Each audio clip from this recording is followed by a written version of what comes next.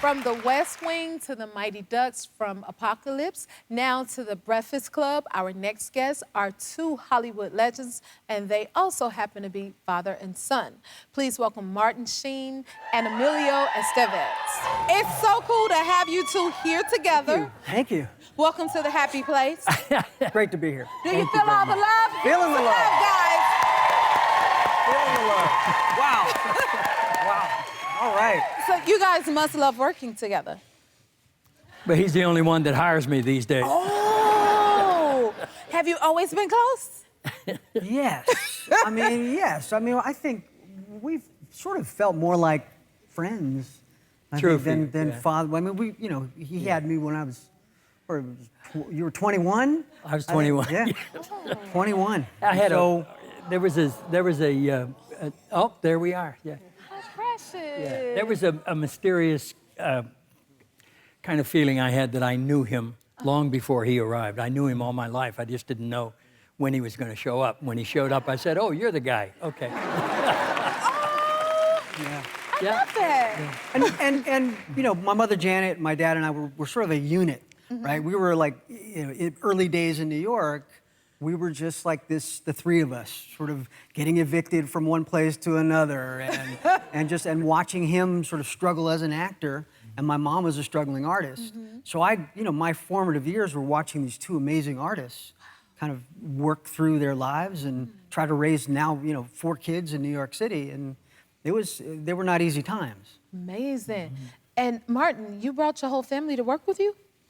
Well, not to work with me, but to stay nearby while I was working. Yeah, I particularly when I went on long thing. Oh my, look at that! I love the pictures. Yeah. I would try to make sure that we could stay together. If the location was distant and it was a long time, then I had to make sure that they were with me. Yeah. That's amazing. Yeah. So we could put them in schools in some areas and so forth. Yeah. Well, my folks believed that for the family to actually stay together, we had to actually stay together. And that meant traveling. So he had it in his deal that wherever they traveled, wherever he went to work, we went with him, whether we liked it or not. Did you enjoy it? Some of it, yeah. I mean, some of it was amazing. We got to see the world. Yeah. And it was really immersive travel because we got a job in Mexico. We'd go to Mexico, we'd be there for 4 months. Got a job in Rome, we'd be in Rome for 3 months. The Philippines, 6 months. Or you there for 2 years. But we would be dug in, and it would be sort of this immersive experience. Nice. Where it wasn't just travel, and it wasn't just work, it was both. It was both. And Martin, are you afraid of flying? I'm afraid of flying, yes. I've never been comfortable on an airplane, ever. Really? I've had to do it a lot in order to get to locations or jobs or stuff, but no, I'm never comfortable. I prefer to drive, or I used to take the Greyhound bus from New York to L.A. I like a on more than one too, occasion. though. Yeah, 3.5 days on the Hound, yeah. 3.5 days? 3.5 days in the old days, yeah. Did you ever get to do that? I didn't do the Greyhound, no. But I do my fair share of driving now. I love seeing the country. I'm all over the country, driving from here to Cincinnati and back, and wherever I can. I just get in that car and go. Now, Emilio, so is it hard to get in touch with your dad? Yes, because he has a cell phone, he just never turns it on. So, I'll be there'll be some emergency or something, I need to get him. It's like, nope, the phone will go right to voicemail. It's like, come on, man. So you're not for the cell phone? No, I never learned how to use a computer, frankly, no. I never have. And he doesn't know it, but I don't know how to answer the phone. I keep it in the car for emergency. But if an emergency comes, you have to get out of the car to make the call, because it says on there you can't make a call in the car. So, yeah. So I hope you're not in an emergency when I'm around and you're expecting help from me, because it's going to be a while. It's true. Absolutely I have to ask you, what do you think about FaceTiming? I don't even know what that is. No, tell us. Wait. See, I figured you didn't know. You ain't go over this with him? No. He doesn't even know how to program a VCR. I mean, he doesn't even does anyone even know what a VCR is anymore? Or a CD player, or none of it. Forget it. But ask him to find a church in any city in America, he will find his church. I'll take it. He will find his church. On a paper map. On a He paper oh, no. Yeah, he doesn't look, no. So no Siri either? No, Siri. He said who? No. I went to school and I studied computers for a period of 6 weeks. I failed. They said, take it again. What else you got to do? I took it again and I failed.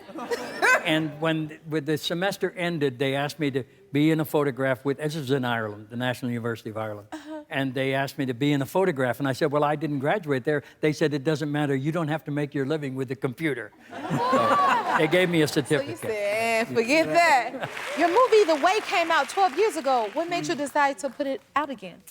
So coming out of the pandemic, it felt like this movie needed to be rediscovered.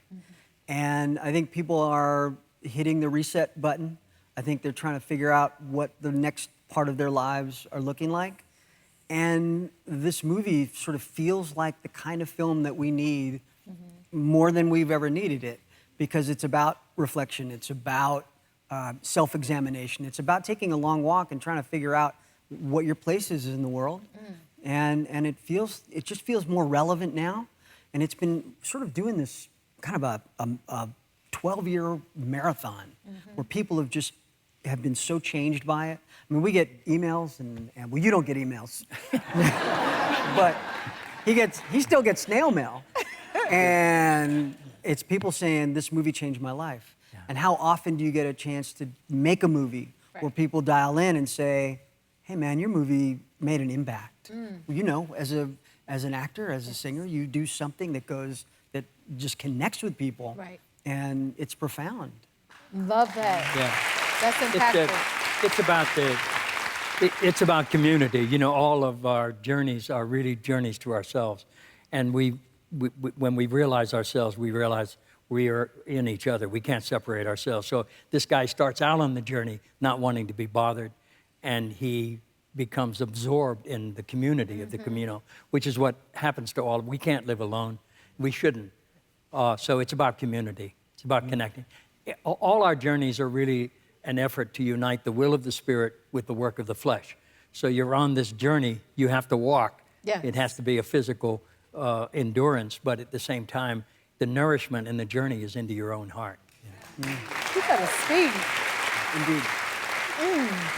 And Martin, you say this is like your favorite film or project? This is the best thing I've ever done in my life, and the most satisfying by far. Yeah. Wow. Yeah. Wow. It was a family affair from beginning to end. It started with his son, met his wife on the Camino in 2003.